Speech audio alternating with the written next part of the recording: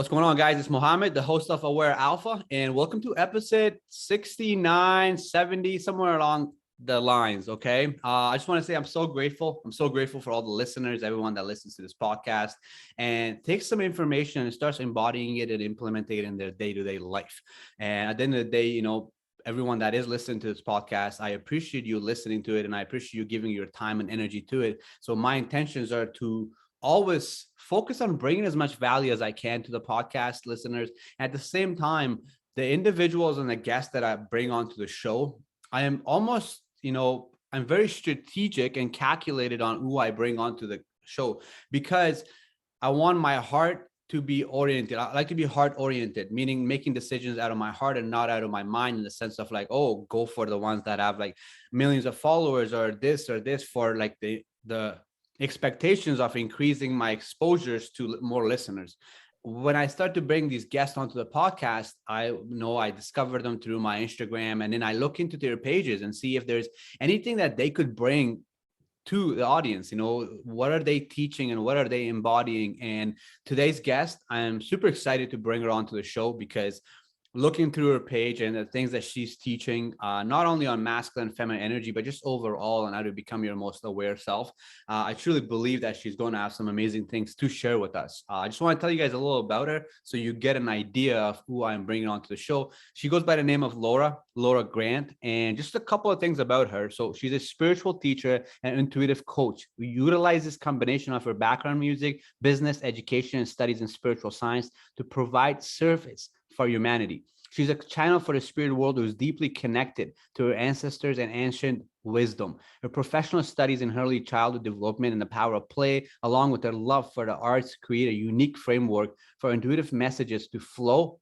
Through her own personal initiation process, she has come to a level of spiritual understanding that can be conceptualized in an organized manner that is ideal for supporting others with balancing their masculine and feminine energies, clearing karmic and ancestral patterns, and elevating their frequency. Man, I'm excited to talk to Laura already here. And also, just want to add a couple more things here. She's a lifelong learner who has accumulated knowledge from a wide area of great thinkers who has dared to share their innovative revelations with the public. But more importantly, her wisdom comes from integrating and applying this knowledge onto her own journey. She's an awakened feminine who is inspired by a higher power and dedicated to assisting with the ongoing evolution of the human collective. Whew! Thank you for coming on to the show, Laura. Thank you so much for having me. Man, that was exciting. I was getting excited reading all that. So I have a question that comes to my mind. It said something about play in what I was just reading. Tell me a little about that, on how could someone could use play to get in touch with their inner child, or to get in touch to their feminine side, or to discover more about themselves really overall. I'm really curious to hear your thoughts on that. Yeah, play is such a huge part of the spiritual, incorporating our spirituality, right? And a lot of us forget about that when we get into adulthood, right? Because we think that play is something children do, but learning to play is really this concept of kind of like manipulating things. Not from a selfish perspective, right, that we can see manipulation from, but it's more of kind of like trying things out, seeing what happens, and not being attached to any sort of outcome. So it's more of this process based instead of product based approach. And it's something that we all need to start integrating back into our lives in order to get to a place where we can, one, like you said, bring in the divine feminine energy, right?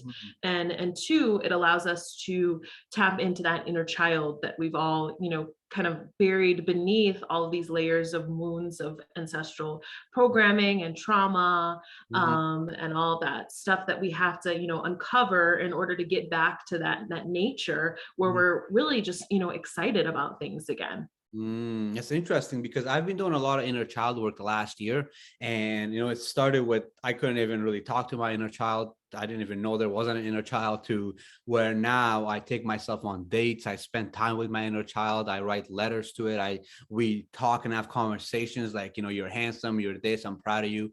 And play was something that I incorporated in a sense of, and play came to me from ecstatic dancing. So I do a lot of dancing and movement, where that's the way that I get in touch with my inner child in a way at times, where if I feel rigid and I can't, just feeling not there, I will go and dance, put on some songs and ecstatic dancing and just let it flow. And then I notice the playfulness of the inner child that starts to come, and then I'm just having fun in the moment, right? So that's what I heard when I read play there. I'm like, interesting.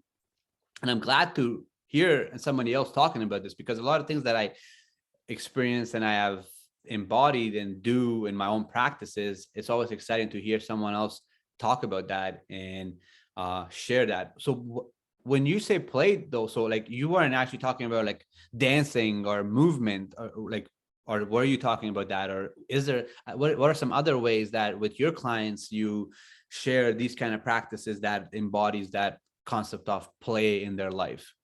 Right. Yeah. So I kind of talked about it from this energetic perspective of, Mm, what's happening energetically mm, when we get to that place. And, how we get there is going to be different for every person. mm, So dancing, mm, going out in nature, mm, writing poetry, mm, connecting, writing letters to your inner child, however you get to that energy, right? But it's all about this, letting go. And I think you mentioned the word rigidity, right? mm, Not being so structured, not feeling like everything has to be in the mind, getting mm, to this place where things can be a little bit more fluid, where they can be, where you can, start feeling like you can create, mm, and that you can create your own joy.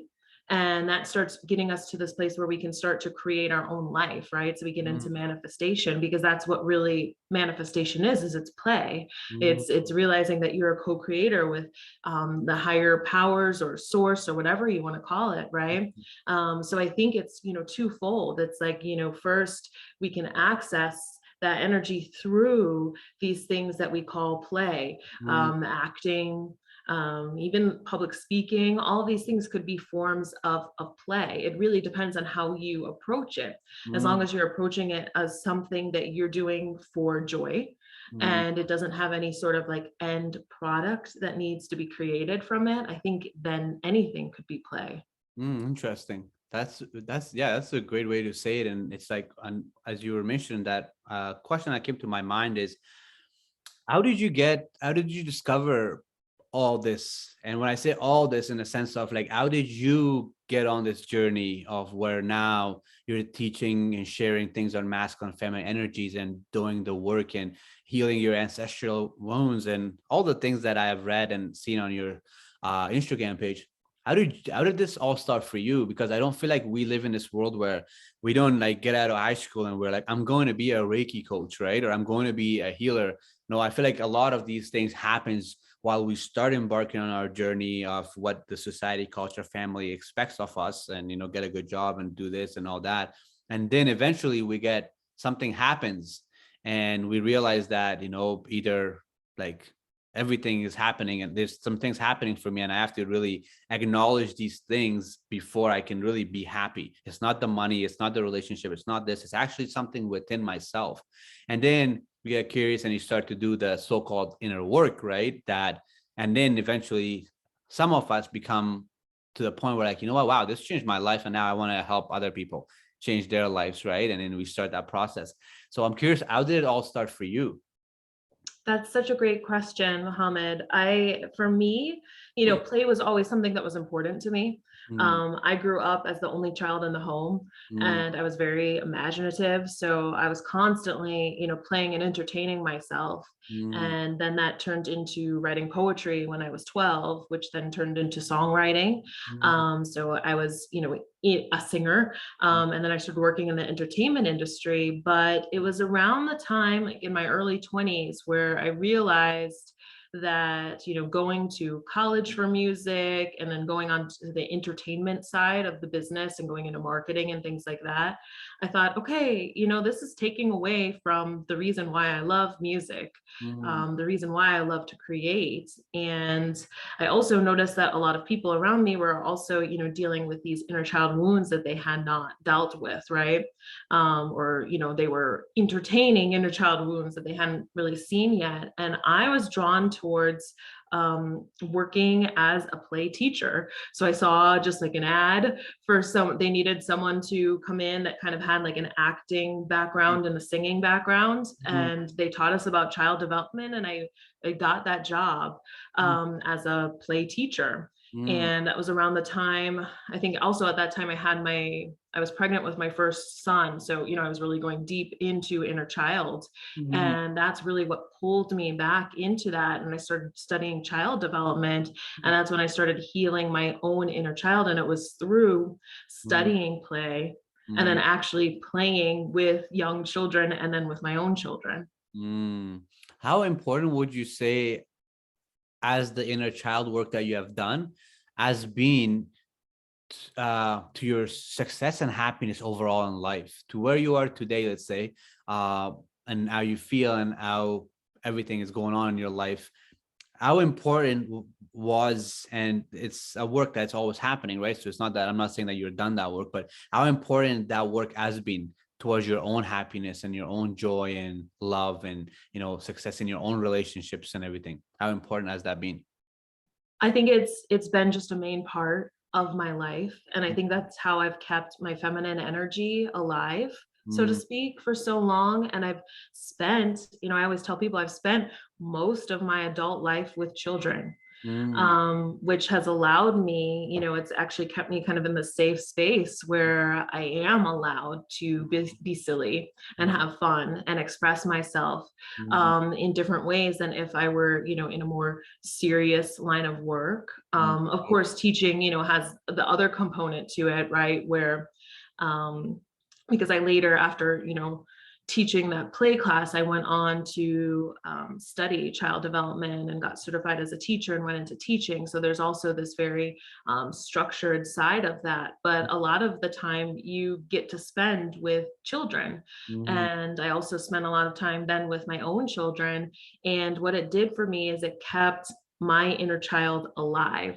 So I would say I had a little different of an experience than others, because I feel like my inner child never truly got lost. mm, Maybe only for those few years that I went into the marketing entertainment side, but it was kind of always still there. mm, And that's why I had to leave. So I've just kind of been on this ongoing process of keeping my inner child alive. mm, Um, and I can say that, as I balance it out more with my masculine energy, mm, and really put it into a purpose, mm, it has really benefited me and in ways that I can't even express. mm, I just feel so much gratitude mm, to be able to live the life that I have, with all these challenges. And I've had a lot of heavy dark nights of the soul. I've mm, had to cut out a lot of like family members and from all the ancestral trauma. Like I incarnated really into heavy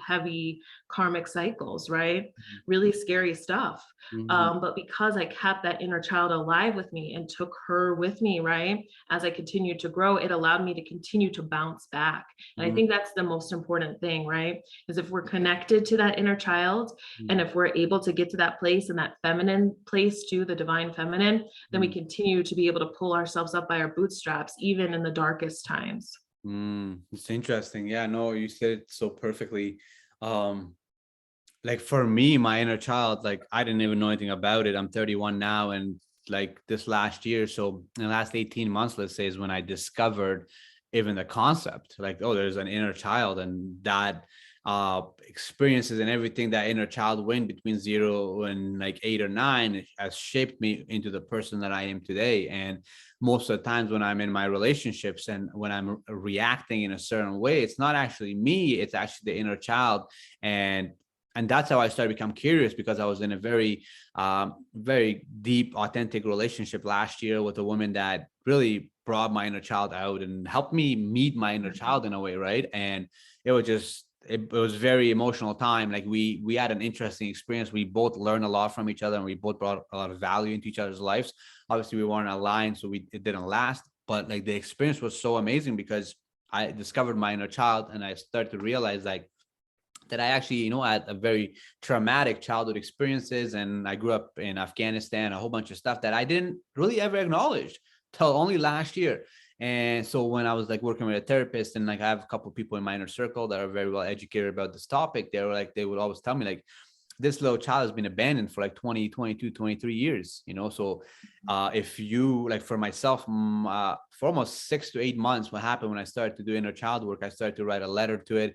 And for like weeks and weeks, nothing would come out. And then for next, literally after 30 days, the letter started with just, I'm sorry, I'm sorry, I'm sorry. And then it led to where for like 5, 6 months, I was just crying during my meditations for like 45 minutes, an hour.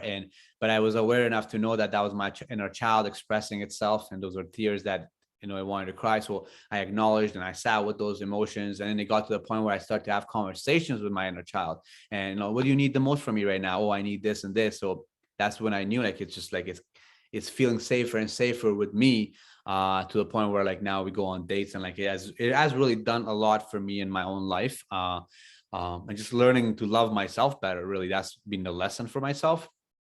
The thing that comes to my mind is, so masculine and feminine energy, like what does those words mean to you? And I asked that because I believe that those are just words to deepen someone's understanding and get them curious about topics, and then they can look deep within the topic. But really, they're just energies. They're just different types of energies, and you just want to pay attention to all these type of energies and acknowledge them and process them and understand them and all these things. But the masculine feminine energy, though, it's a great way to like kind of give you an understanding. It's like the masculine is decision, structure, this feminine intuition, feelings, all this. It does help. Like it still helps me get an understanding of it, right? But I'm curious to hear your thoughts on like what comes to you when you hear masculine and feminine energy, and what are your thoughts on it, and just anything that you share on that. Yeah, I see masculine and feminine energy, right, as a way to organize. Again, what is energy, right? And energy isn't something that really can be put in a box and really clearly defined, but we try our best so that we can communicate with each other, and so that we can, put some sort of structures or systems in place to express what we're experiencing, like shared experiences with others.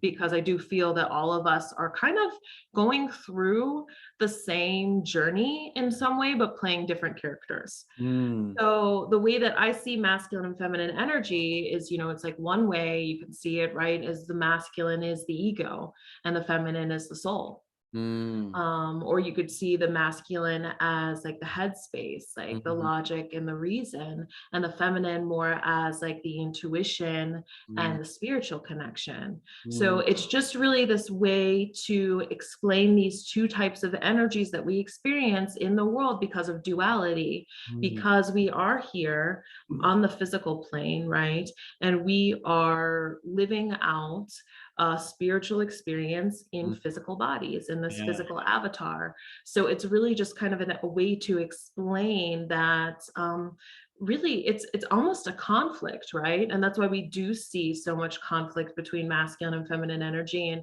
we do play it out in relationships, and it can play out as a gender war, although it doesn't have anything to do really specifically with gender, but we do play it out because our relationships are a manifestation of what's going on with our own masculine and feminine energy.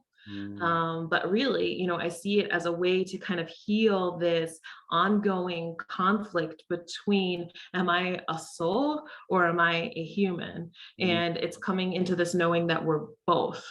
And that we have to, keep one foot in the spiritual realm and one foot on the ground here in the physical. And that's what masculine and feminine energy coming into union means to me.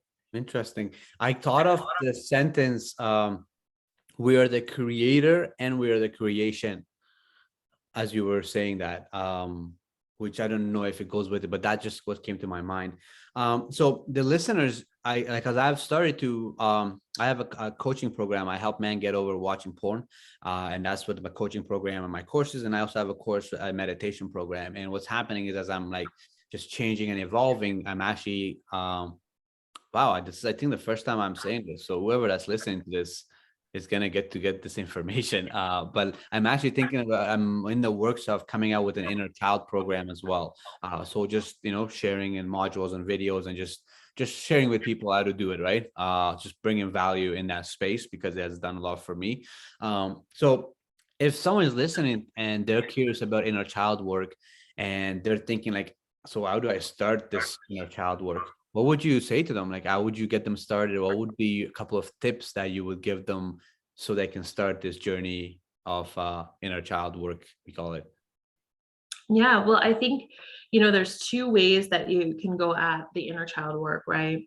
And the first way would be kind of what you were describing, right? With that shadow work that we have to do. So, all of the pain that our inner child went through, that we went through in our childhood, that has to be addressed, right? Because Mm, there's no way to access any of that playful, joyful nature if all of those wounds are on top of that, right? mm, So definitely I think that that's so important, right?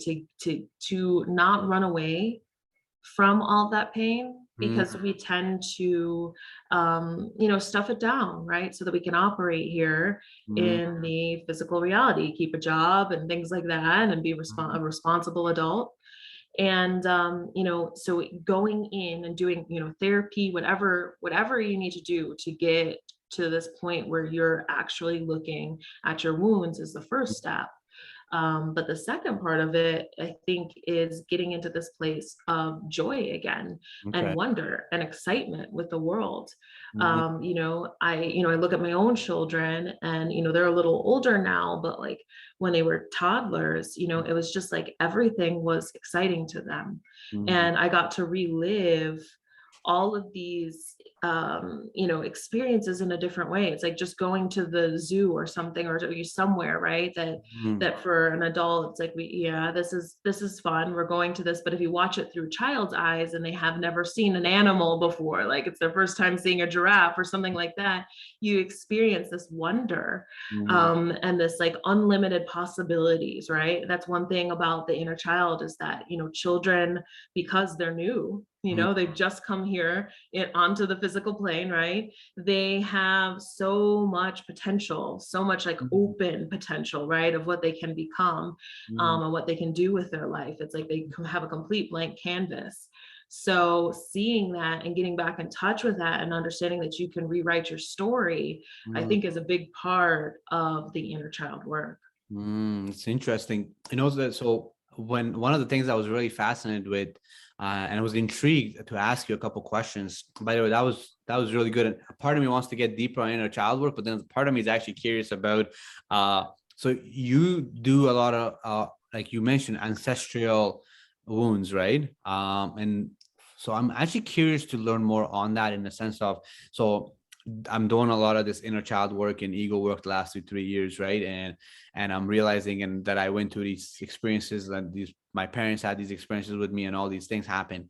And one of the things I'm becoming curious in the last 2-3 months is where like my sister and they talk a lot about that it's not just what happened in this generation, it's also that our my grandfather and great grandfather and your aunt. And I also read stories on the sense of like sometimes let's say I'm living this life and I find out that I'm actually trying to live my uncle's purpose and not my own purpose. And let's say I'm trying to live and travel the world and I find out that my uncle was actually someone that really wanted to travel the world but he never got to travel the world, and then I'm actually trying to live is vision of what he had, and I got to figure out what is my own vision for my life. Anyway, just some things that just came to kind of my mind, right? But I'm curious to just hear your thoughts on ancestral.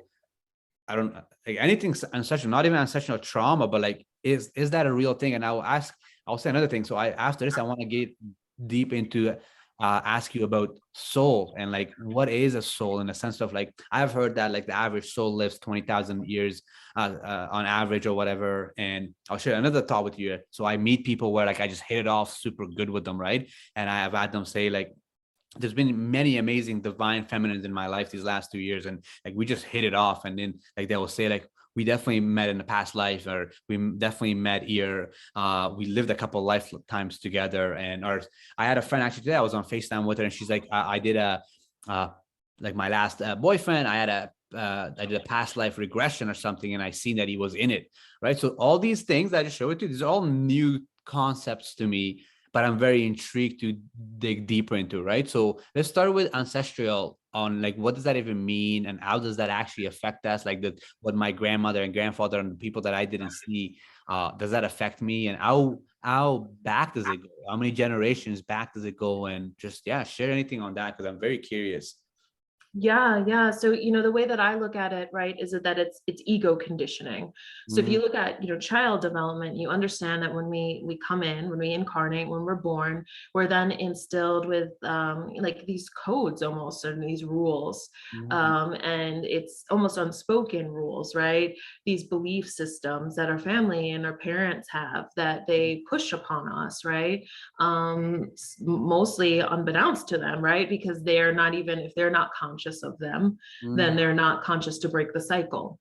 yeah. So, the way that our parents speak to us then begins to help to form our ego identity. And Mm, that's something that we actually, we need at first to develop an attachment to the physical reality. But as we become more of our soul, right? mm, And we tap into our soul essence, which is kind of getting into the second part of your question here, right? We then have to discard all of that programming that was placed upon us. mm, And this programming comes not just from our parents, but our parents' parents and their parents, right? Because if no one caught it and saw it for what it was, then there's no way for it to stop. mm, So the ancestral work that I do when I'm working with clients one-on-one is that, the first step I believe is to become aware of mm, the patterns and to see the patterns. So if you can mm, see the patterns and you can see, okay, this is the role that my parents played and this is why, and even, researching the history of your family and what they've been through.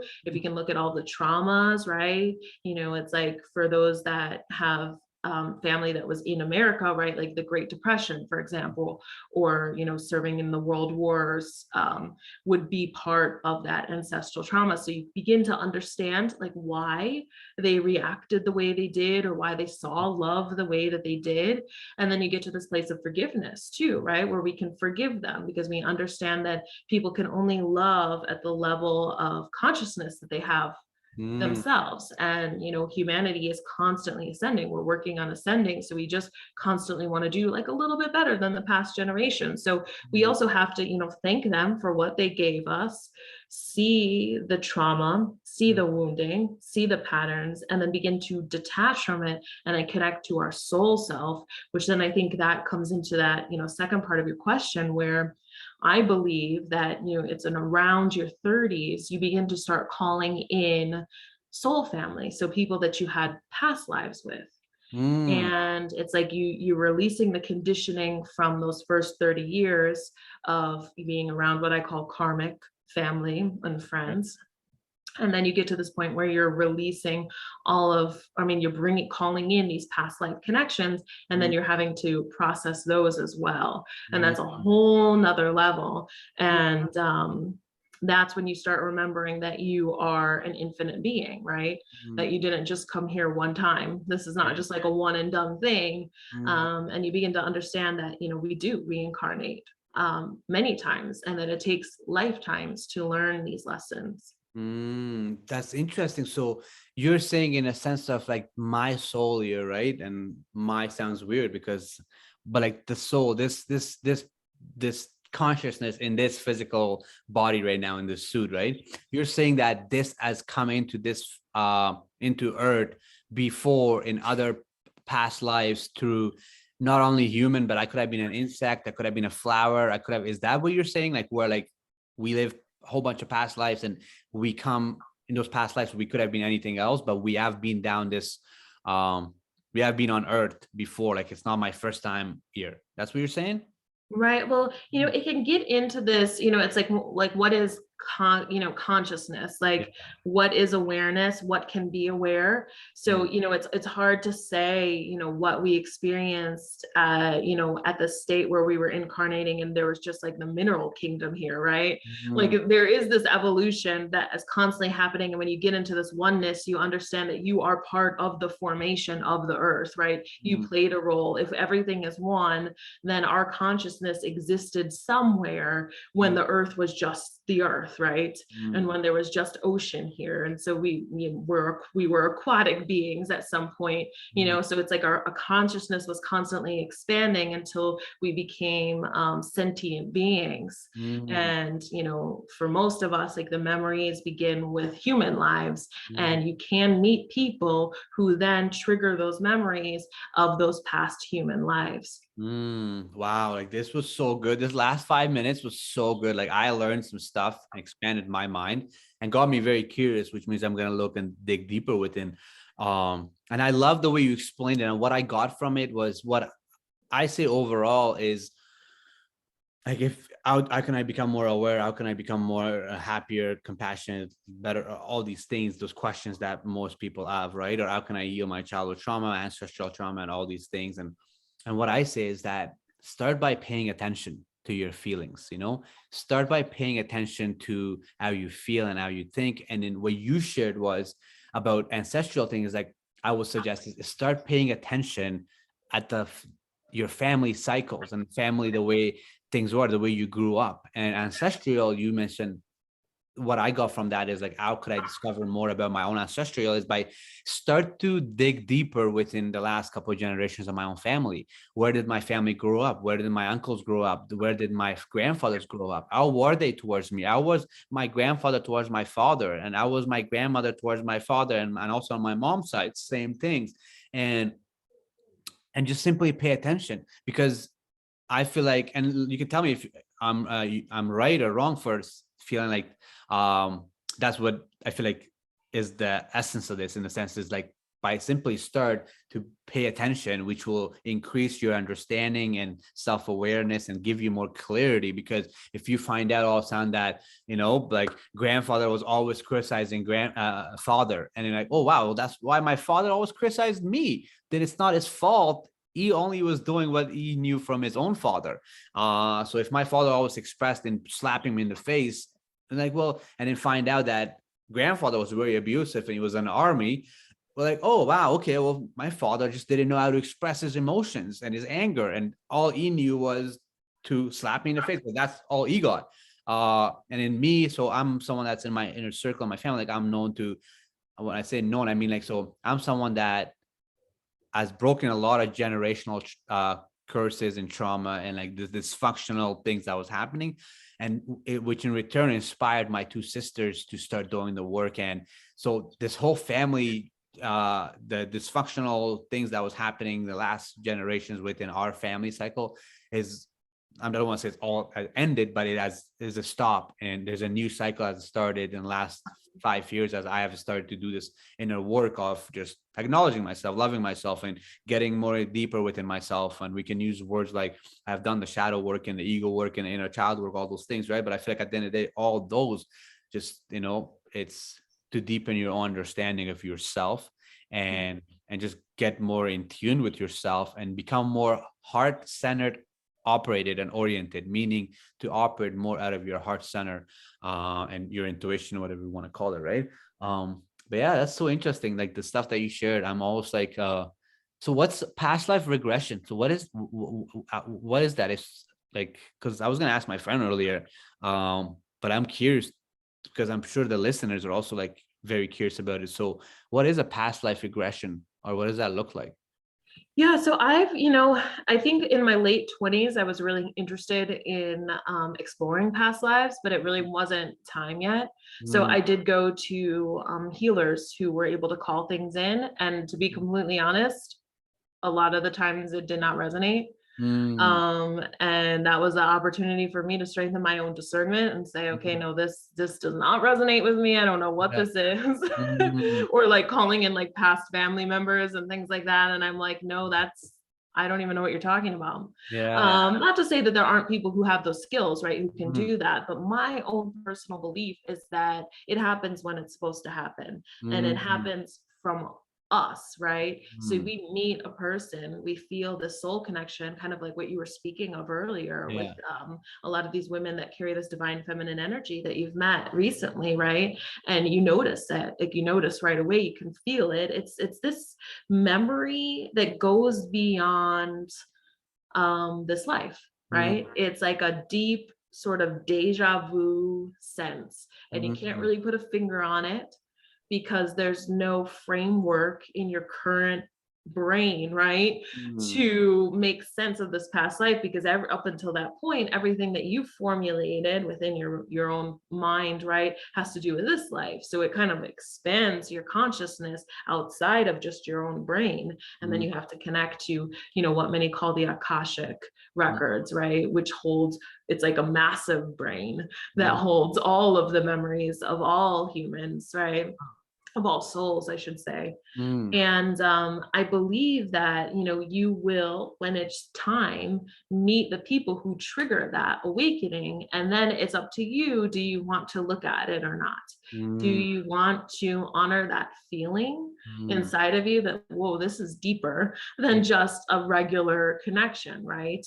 And then it's up to you to like dig a little bit deeper. And I think we get visions and dreams, but most importantly, and I often tell people, I'd say, I think it's important not to dwell on the past lives and get too caught in them, because mm, we have to be aware of that, the fact that we are here in this current situation, right? And the only reason really that the past lives are coming in is to give us a chance to again connect these patterns. And a lot of times these past life connections, like they can be extremely beautiful, but sometimes they also just have like a um let's say like an expiration date, right? They come in to teach you a lesson, to remind you of some sort of patterns that you may be repeating from your past lives, mm, and then give you an opportunity to level up, mm, and to go further into like deeper integration of your soul. mm, So I think that it just happens authentically. That's really my answer to that question, right? I don't think that we have to go out and search for it.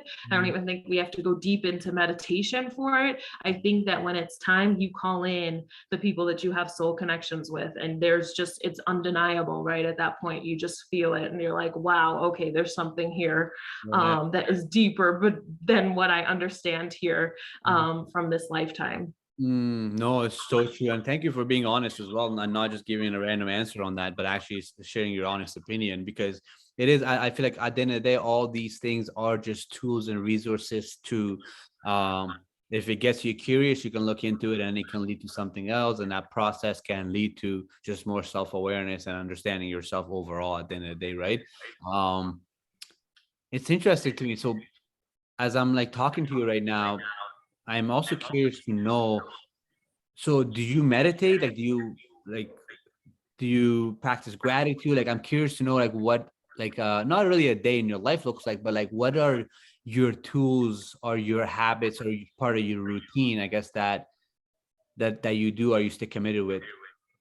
Yeah, so that's I'm glad you asked that, because I probably have a very like unconventional answer here. I Mhm. don't really have any sort of spiritual practices. Now I did in the Mm, past, I practiced yoga for many, many years. mm, And I will still do it every once in a while. mm, And I went to like a few meditation gatherings mm, when I was in yoga, like certain studios would have things like that. And I'll be honest, I would just sit there, I would be bored, mm. or I would just get distracted, and I just really couldn't tap into that energy. And I wanted to, I Yeah. still wanted to, but I found for me, and it's interesting because I'll never forget, there was this one day that I was traveling. I think I was at something for a family get together, and I had my son there. My oldest son was probably about 5, and he was sitting next to me. And this woman who worked at the hotel came up to me and she said, where did you guys just go? And I said, what do you mean? She's like, you guys clearly went somewhere together. So I was just sitting next to my son and we just kind of started daydreaming. Mm, And, you know, people have always commented that my son does this. It's like he looks into the corner of his eye when mm, he's like retrieving information or like yeah. going somewhere else. So people can really tell when he does that. And I guess I do that too. So you may have picked that up for me. But I remember she was like, yeah, you guys just did a journey.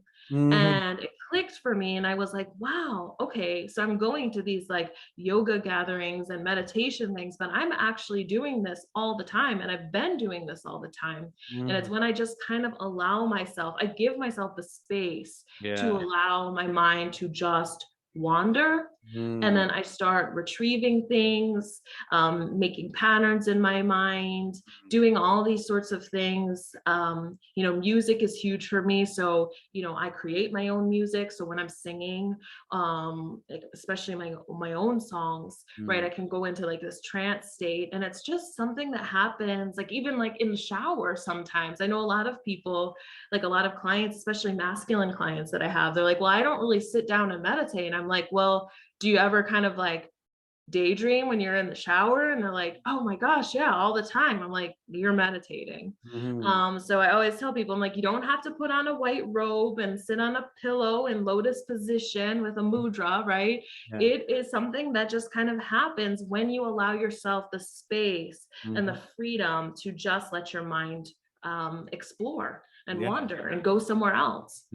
It's just paying attention, really. I feel like it's just intentionally taking the time to spend time with yourself. And then in those times, things can happen. So you can either watch your thoughts, or you can see what comes up, or you can focus on your breath, or whatever it is. But I think what I got from you there was like, it seems like you're still, you know, taking the time to sit with your thoughts, or watch your thoughts, or and just go on a journey, which is giving you yourself the time, right? Because if you didn't have the time, and if you're moving around doing a whole bunch of stuff, it would be hard to just take your mind on a journey, right? So no, that's amazing. So where do you live, by the way? Like what country are you I'm in the US. in the US? Okay, where in the Yeah. US? I'm on the West Coast. West Yeah. Coast. What state? What I guess it's not province, I guess it would be state. Yeah, what state? Like I'm the northern. I never really go into exactly where I am, but I'm like in the northern West Coast. Yeah. Okay. So like, I mean, like the name of the state, is it like Texas, Colorado? Like that's what I mean. Like what I don't even know if it's state. Yeah, it is a state. It's not in Canada, it's province. So like I'm in the province of Alberta. I don't know if Oh, so you're in Canada. yeah, I'm in Canada. Okay. Okay. So I'm under you. I've never really disclosed what exact state I'm in. Okay, So I okay, just okay. kind of leave that open. But yeah, I'm in the US Okay, and okay. um Because yeah, yeah. I've been to the US. I've done road trips from Michigan to Arizona. So Oh, like nice. 30, 40, like long couple day road trips with a whole bunch of people, and like we just explored the US. This was in 2016, 17, 18. And then I've gone to like Salt Lake City, Las Vegas, and Colorado, a couple states like that. But now I'm actually very intrigued to go to like Montana.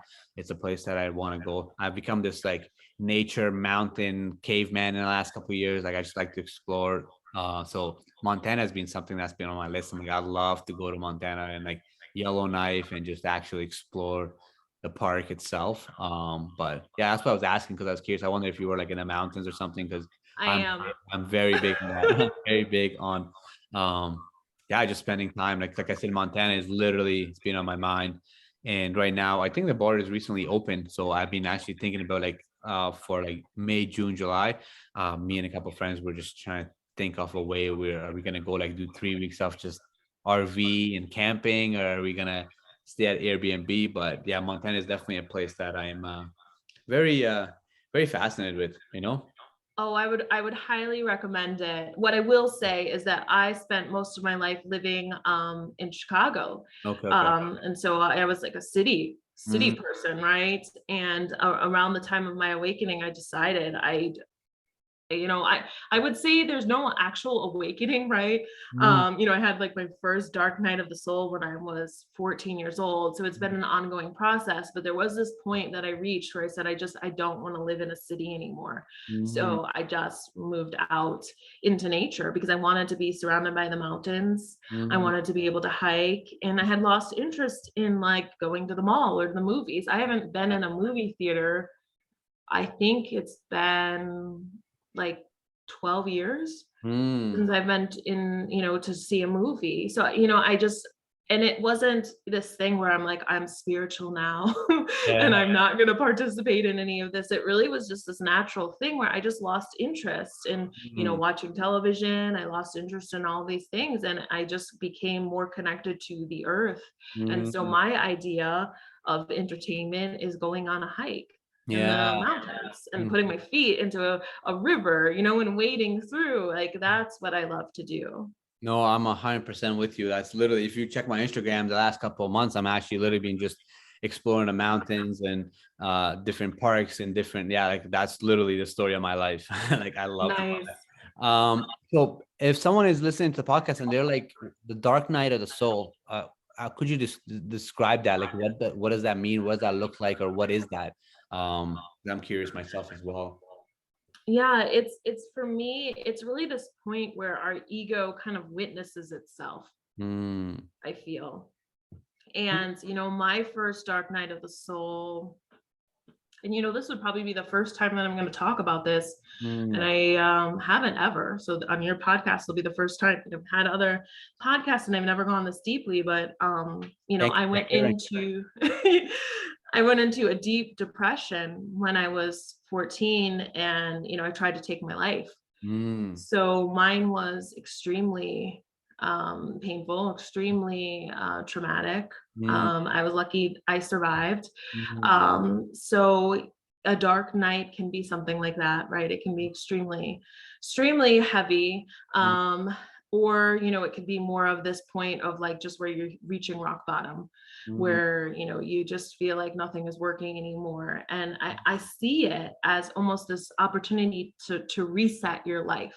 So mm, it's like if you hit this wall where you just can't continue living the way that you've lived, mhm, then you hit this point where it's just like it's almost like a zero point where like the floor drops from beneath you, right? And there's just nothing there. And it feels like this endless like void of like dropping mm, into darkness, like there's no way to get up. It's like almost like falling down the rabbit hole, right? And mm, there's nothing to grab onto to pull yourself back up. And I mm, found every single time I've had these dark nights, I've had to find something within me that makes me want to pull myself up out of the hole, mm, that I just something to grab onto while I'm falling down this abyss into darkness, that just keeps me wanting to be here, especially being, someone who, attempted to take my life, at such mhm, a young age, right? I've had to, learn at a very young age how to find this inspiration to live, to be here.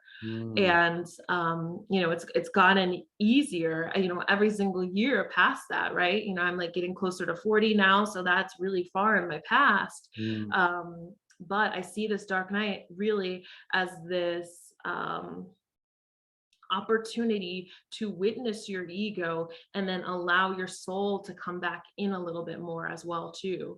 So mm, it's like, again, it's like two parts to this, right? It's mm, the finding something to inspire you to keep going, and that's also this opportunity to and I'm cautious about using the term ego death because I don't believe that the ego really dies. I mm. think that it's more of an alignment with the soul, but Yeah. it's this opportunity to soften the ego a little bit when Mm, you go through the dark night, so that you can incorporate a little bit more of your infinite mm, being inside of the avatar. It's mm, like making a little bit more room for that spiritual sense in mm. the physical body. Like, and this, tell me if I'm right. So I, the way you describe it, I'm thinking, so Dark Night of Soul is like a tough time in your life, and the ego is, just like it's going and it's happening. And when you say to incorporate the soul, is what I take from that is to incorporate more love, right? To love and still have compassion and still be kind and accept that you're going through this time right now, but it's gonna get better, and this is just another, like it's part of my journey in a way. Like, is that accurate in a way? Like, just have more Yeah, love in a way, I right? I'm glad you brought up the love, because I think it's an opportunity to practice self-love. Mm-hmm. Because a lot of times when you have those dark nights, right, or you hit rock bottom, there's nothing to brag about, right? There's no external rewards that are going to come your way. You can't post about, you're not going to post about it on your Mm-hmm. Instagram, right? And have a bunch of people be like, yes, your dark night of the soul, look at how well you're doing, you Yeah. know? So you've got to start to like love the mess a little bit. Mm-hmm. And for me, that's been just a huge part of my healing process is loving my messy human self, Mm-hmm. because I've had many dark nights of the soul, and it's not anything to be proud of, but I've gotten to the point where I kind of am, where I'm like, wow, okay, so here's another reset, here it comes. It's like I'm realizing that there's still more for me to work on. I'm still human. I'm still here, like learning lessons, and I'm gonna do this. And it's like I have this motivation in me now, that like even if I hit a tough patch, like a rough patch, that I know that it's going to actually bring me a lot more wisdom, and Mm-hmm. it's going to actually help me to feed into my purpose and to be creating the life that I truly want. And it's going to give me this opportunity to release some things or attachments to old patterns and old ways of operating that were not working for me. So I kind of, although I wouldn't say I embrace them, I don't really look forward to them, but I'm less reluctant to drop into that space now. And Mm-hmm. it's because of the self-love. It's because I truly do finally love myself. And that's where I wish, for everyone to get to that place. That's been the topic that I've been talking about a lot. I host a men's circle here in town. And I mean, like self-love is something I talk about a lot and I encourage. And I believe some of the most beautiful things that happened for me when I started to love myself and respect myself and really see myself for who I really am, which in return has manifested into attracting higher caliber partners in my life and in my business and overall because of by loving myself, respecting myself, it's leading me to, you know, have my standards have increased in a way, right? It's like because the more you love yourself, the more you see your specialness, your uniqueness. And so one of the things about shadow work that I learned was like, I said, befriend your demons, and because your demons can teach you a lot. So for me, it's like what I mean by that is like learning to love all the dark side of myself, like the insecure side, the child that goes and has tantrums and all those things. So learning to love all those parts of myself has only made me more human. And I am, like, when you were saying like I'm very proud of it. I talk about it. I share it. It's like like accepting and loving those parts of myself has led to more self-love, realizing that I'm only human. I have insecurities, I have issues, I have days where I'm emotional, I have days that I cry, I have days that I go through all these things, but I acknowledge and I sit and I process these emotions because this is all me and not just the good things. This is all me and I'm all human, right? So yeah, I'm very big on that in the sense of accepting it and being super proud of it. And like it's what helps us, really Yeah. enjoy the good things in life. Because if you don't feel the darkness or you don't experience darkness, how are you going to learn to enjoy the light, right? So same thing, like if you don't experience sadness, how can you enjoy happiness? Like all these, that contrast, right? So yeah, I'm very big on that. I really believe that for us to truly be happy and have self-love is that we got to start to love those parts of ourselves that we have pushed to the side, and we can call it shadow, right? But all those things, it's got to come back up to the surface and say, you know what, I love you, I acknowledge you, this is part of me. And if I have an accent or I can't pronounce words sometimes, and I always thought that didn't make it, wasn't cool or something, like no, that's okay. The accent, the way I pronounce those words, is a part of me, and I'm going to embody it and be very proud of it, right? Which leads to a lot of beautiful things, right? um One of the last question I'll ask here, and it's just, so for yourself these days, you have a program and you help, do you only help men or do you also help women? Well, do you only help women or do you also help men, or is it like Both. both? Yes. Yeah, Okay, definitely both. that's interesting. And what do you feel like men these days, are lacking? And it could be a lot of things, right? But I'm curious to know really like what's the first things or second thing comes where like what do you feel from your experience that men are lacking that is the reason why they're not achieving success or happiness or joy, great relationships and all those things in their life? What is that one thing you feel? Well, I feel that, the work that you do is so important because a lot of men are giving away their sacral energy, Yeah. um, in these like lustful situations or to Yeah. pornography and things like that. So that's a big part of it. Mhm. But I also think that men are also giving away their sacral energy. There's a lot, I feel that this time in human ascension, right, or human history, Mhm. or will be history, right, is all about getting to this place where we're not giving away our energy to like what you could call like the dark mother archetype Mm. also. So there's a lot of like mother wounds and father wounds. So Mm. there's kind of like a lot of like weak father energy and then Yeah. like distorted feminine energy. And I see that a lot. Mm. That's not with everyone, but especially men like in their 30s and 40s and 50s, I see it, where it's like their father gave, oh, like kind of like gave in, like gave up, Mm. and then like the mother energy stepped in, or the feminine energy stepped in this kind of like distorted Mm. power. Mm. And it really keeps men in this place of like feeling weak, self-sabotaging, giving away their sacral energy, and then it Mm. feeds into like the porn industry and all of that. Mm. So I really think that it's for men and women, because I see it as an energy that we have in both of us, Yeah. is strengthening our masculine energy and empowering it again, so that it's not giving away, and so that it's not like a puppet to external feminine energy. Mm. And whether it's giving it away by lusting after women, or giving it away, I also see feminine energy can be like religions or doctrines or things like that. So like spirit, there could be like a spiritual feminine energy that comes in and tries to like teach you this is the path, and Mhm. then you give your energy away to that instead of finding your own path. Or there could actually be physical women that come in and are trying to control you or manipulate you, emotionally manipulate. So I see a lot of that right now with men, that holding them back. That's so interesting that you shared that. And like for me personally, the most success came into my life is when I started to realize that like my sexual energy, like taking control of it and actually using that energy to achieve, start a business, a side hustle, whatever it is. It has been a massive, massive game changer. Um, Yeah, and I just want to say, as we finish off the podcast here, I just want to say, first of all, thank you so much for jumping on here and sharing everything that you shared. I'm definitely sure that the audience are gonna take some information away from it and start. Hopefully, you guys start implementing it in your day-to-day life. Let the audience know where they can find you, and I'll add that in the detail section of the podcast.